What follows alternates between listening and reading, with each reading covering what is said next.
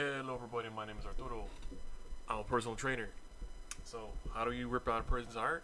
That's probably the question, or whatever you're wondering since you clicked on this video. So, a little while ago, probably a couple days ago on Friday, there was a live stream where a guy on YouTube was asked, how strong would you have to be to rip out a human heart? And he didn't really have the question quite down. He wasn't sure about it. His idea was to go with like the Indiana Jones style, like Kali Ma guy, where he just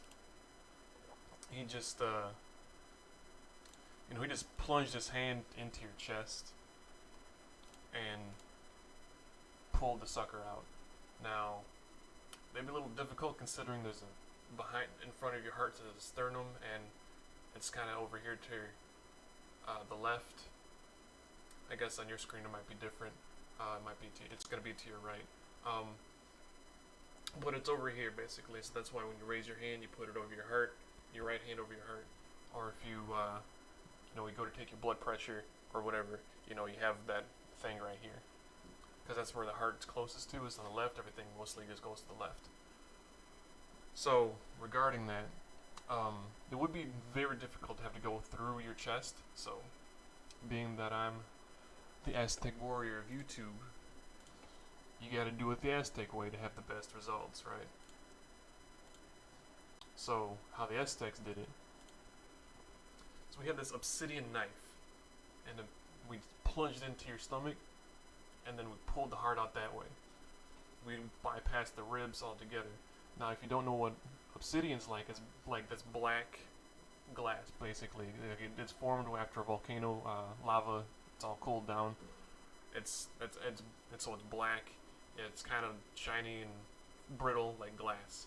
So they weren't very strong considering the material.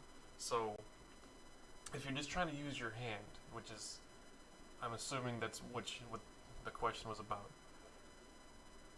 Your hand's probably not strong enough to go puncture someone's stomach. However, there are Eastern martial arts where there are Eastern martial arts that kind of, how do I put this? They put up a very good emphasis and focus on strengthening certain parts of your body rather than just muscle.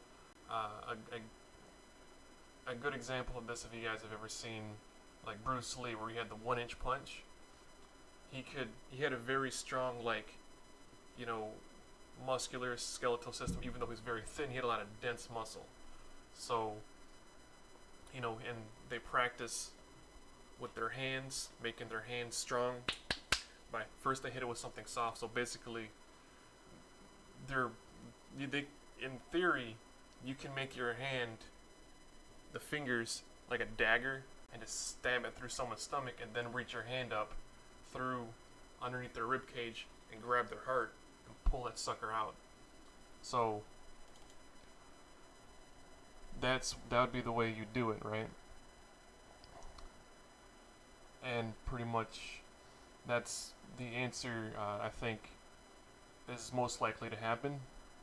In fact, it's so probable, I'm actually surprised you don't hear about this or things like this.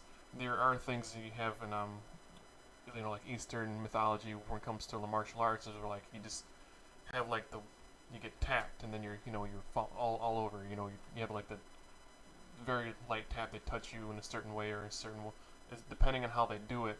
They're very precise. It's a very precise type of movement. You can get in very close, and everything would happen so fast that you'd be just on the ground. Nobody would know what would happen. And you could be, on the ground like coughing or whatever, depending on what the person did. And I just know that from other people who study martial arts. I'm not a martial arts practitioner myself, but I know people like Prince Bell Urban Acolyte. He practices that stuff all the time. I know people in real life who do it. So it's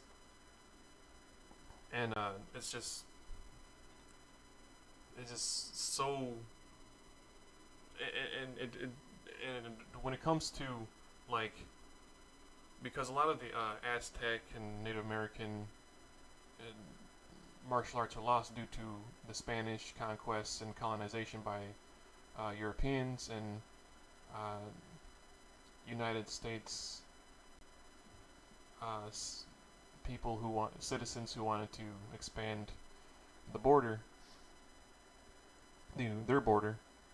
Um, it's so it became down to like we had a lot of knowledge and information lost, so we kind of supplemented with we replaced what was lost with a lot of Eastern martial arts because a lot of it is in similar in concept to what our beliefs are, I guess you could say. And there's the guy Snake Blocker, if you don't know who that is. He was on an episode of Ultimate Warrior. No, not Ultimate Warrior. Deadliest Warrior, and he represented the Lipan Apaches. And if you go on his YouTube, he has all these kinds of martial arts things. There are a lot of Eastern martial arts that he's practicing. So there could be some Aztec remnants because they're still alive. There's still people who are tribal up in Mexico City where Tenochtitlan would be.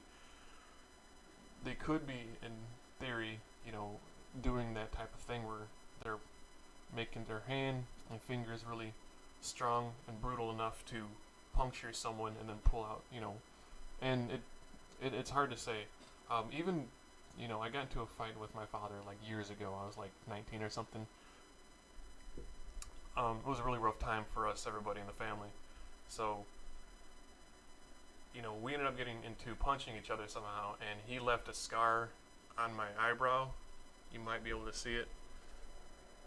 It's right here. You can kind of see it's a different color, and there's kind of some hair missing. I don't know how well you can see it. Yeah, right here. Right, yeah, right there. You can see how that's a different color. So it was just by punching somebody, you can do some damage to their skin, make them bleed, whatever. So with your nails being, kind of sharp how they are, and the fingers being thin, it's very probable that you could mess someone up like that. How strong you'd have to get them, how strong you'd have to be, that's totally something else.